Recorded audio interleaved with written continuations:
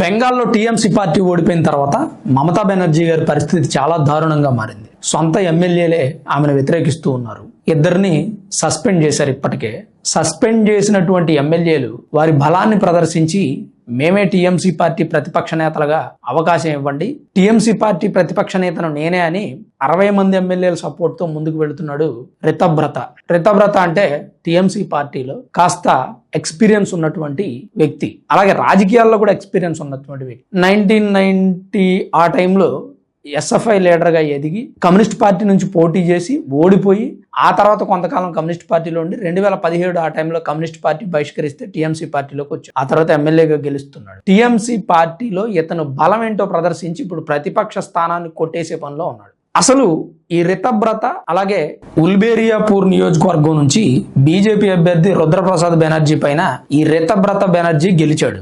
గెలిచిన తర్వాత 80 మంది ఏమో టీఎంసీ నేతలు గెలిచారు కదా, టీఎంసీ ఎమ్మెల్యేలు. ఈ 80 మందిలో మమతా బెనర్జీ గారు ప్రతిపక్ష నేతగా ఒకరిని గుర్తించమని స్పీకర్ కి లేఖ రాయాలి కదా. ఆమె ఏం చేసిందంటే తన సన్నిహితుడైనటువంటి శోభన్ చటోపాధ్యాయని ప్రతిపక్ష నేతగా గుర్తించమని స్పీకర్ ని కోరింది. అయితే మిగిలిన వాళ్ళంతా ఏమంటారంటే రితబ్రత బెనర్జీని గుర్తించమని రాయండి, మీరు అతన్ని ఎందుకు రిక్వెస్ట్ చేస్తున్నారు, మాకు ఇతనే కావాలని చెప్పి ఈ 58 మంది ఎమ్మెల్యేలు, ఇంకో ఇద్దరు కూడా సపోర్ట్ చేస్తున్నారంట. ఈ 60 మంది ఎమ్మెల్యేలు రితబ్రత బెనర్జీని ప్రతిపక్ష నేతగా గుర్తించాలని స్పీకర్ కి లేఖ రాసి ఇక్కడ టీఎంసీ పార్టీ రెండుగా చీలిపోయింది. ఇది కాకుండా మమతా బెనర్జీకి మరొక సమస్య వచ్చి పడింది. అదేంటంటే భవానీపూర్ నందిగ్రామ్ నియోజకవర్గం నుంచి 2 చోట్ల పోటీ చేస్తే 2 చోట్ల ఓడిపోయింది మమతా బెనర్జీ. ఈ 2 చోట్ల ముఖ్యమంత్రి సువేంద్ర అధికారి గెలిచారు. అయితే ఒక నియోజకవర్గానికి రాజీనామా చేయాలి. ఇప్పుడు మమతా బెనర్జీ సువేంద్ర అధికారిని రిక్వెస్ట్ చేస్తారు. అదేంటంటే భవానీపూర్ నుంచి మీరు రిజైన్ చేయండి, నేను అక్కడ పోటీ చేసి గెలుస్తాను అంటే ఓటమి కదా ఆమెకు 2 చోట్ల. భవానీపూర్ లో ఆమెకు పట్టున్న నియోజకవర్గం, ఆమె గెలుస్తాను అంటూ. కానీ సువేంద్ర ఏమంటారంటే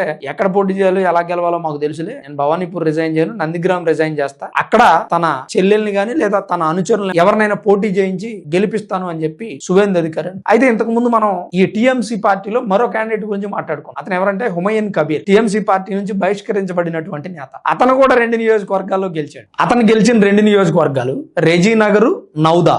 ఇప్పుడు ఈ హుమయూన్ కబీర్ ఏమంటాడంటే నేను మమతా బెనర్జీ గారి దగ్గర చాలా నేర్చుకున్నాను, రాజకీయ ఓనమాలు నేర్చుకున్నాను, ఆమె నాకు చాలా సాయం చేసింది, ఒకవేళ ఆమె ఓకే అంటే నేను రెజీనగర్ లో రాజీనామా ఇస్తా, మమతా బెనర్జీ గారిని పోటీ చేయమనండి, నౌదా నియోజకవర్గంలో నేను కంటిన్యూ అవుతా, ఎందుకంటే రెజీనగర్ లో నాకు చాలా పట్టుంది, నా అనుచరులు ఉన్నారు, నేను ఒక్క మాట చెప్తే మమతా బెనర్జీ ఓటేయమని వాళ్ళు ఓటేస్తారు, కాబట్టి అక్కడ పోటీ చేయమనండి అని చెప్పి ఈ హుమయూన్ కబీర్ ఒక రకంగా ఇతను మమతా బెనర్జీ గారి మీద సెటైర్లు వేస్తున్నాడని చెప్పుకోవచ్చు. సెటైర్లు వేస్తూనే మరోవైపు రాజకీయ గురువు కాబట్టి ఎక్కువ కాలం ఆ పార్టీలో ఉన్నాడు కాబట్టి కాస్త సింపతి కూడా చూపిస్తున్నాడు అని చెప్పి ఇటు రెంటికి జడిన రేవడైంది మమతా బెనర్జీ గారి పరిస్థితి. ఎటు చూసినా గానీ ముందుకెళ్తే నువ్వు వెనక్కి వస్తే గొయ్యి అన్నట్టుగా మారింది పరిస్థితి. ఇప్పటికే టీఎంసీ నేతలంతా కూడా ఆ పార్టీ అధికారంలో ఉన్నప్పుడు ప్రజల దగ్గర నుంచి తీసుకున్నటువంటి కట్ మనీ అంటే కమిషన్ వసూలు చేశారు కదా, అది తిరిగి ప్రజలకు ఇచ్చేస్తున్నారు. ఒకవేళ ఎవరైనా నేతలు ఇవ్వకపోతే ప్రజలు తిరగబడి టీఎంసీ నేతల మీద దాడి చేస్తారు. వాళ్ళు చేసిన అరాజకాలు గుర్తొస్తే